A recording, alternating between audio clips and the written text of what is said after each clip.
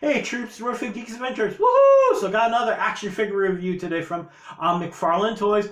No, it is not a Batman figure, and it's not Spawn. It is actually from the DC Rebirth subline, subsection, General Zod! Yes!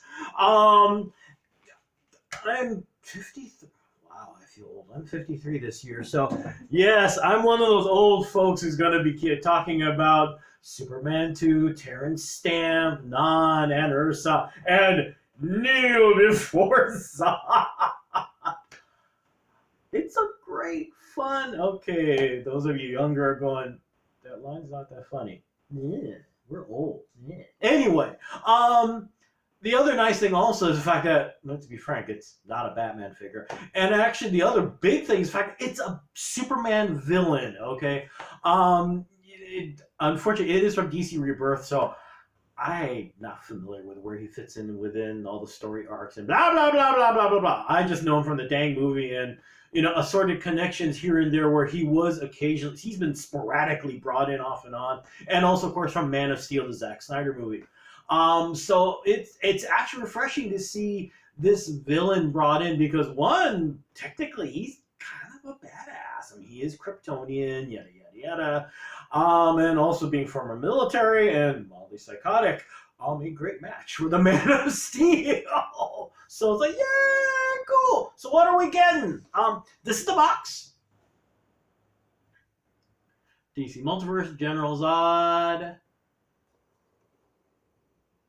And here's the thing to look out for as well as DC Rebirth, the subsection, sub whatever, the wonderful, the ongoing great toy art. Now you're wondering why is he in the box as usual? Okay, let me give you the general look of the figure. Ta-da! On the stand. Ta-da! Now you see this giant cape. Now what happens is in the tray. There is a slot in this tray where the cape fits in. And they slide it in there so it goes. You got the tray, and then the figure fits, of course, inside the tray. The cape goes through the slot and is in the back of the tray. That's a pain. Now, packaging-wise, it's a great idea. No question. It's a pain to get out, though, so didn't want to go through that. And of course, you got the card, and there's 4 hands. I lost one of my extra hands, so you only see 3 here. But the usual generic grippy hands, blah, blah, blah, blah. So what are we getting in detail? Here we go. And here he is. I love the design because, you've got the cool-looking Z shield on his chest, kind of evokes the S shield on Superman's chest. And the fact that he's got this funky-looking armor. So the whole, let me try and get the light in a better position here. I'm sorry.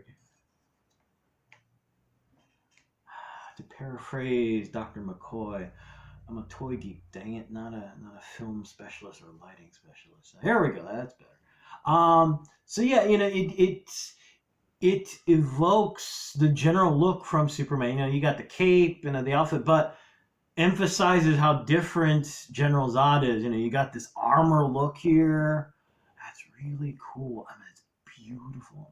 Here we go on the back. And the nice thing is that these shoulder pieces here, they're soft plastic. They're attached to the top part here rather than to the shoulder up here. So you got a little better range of motion and you don't have to worry about things breaking or tearing apart. But yeah, and as usual, of course. Oh, and the other nice thing is that let me get there we go. If you look here also, you see the fact that it's not just this black jumpsuit. There's like some added detail here in the black suit as well. Now, in a typical fashion, you got double jointed knees, elbows, the obligatory stand. I find it interesting, and this is coming up actually in the figures down the road. They used to have the little flight stand. This did not come up with one, which seemed kind of odd. And it's a flying figure.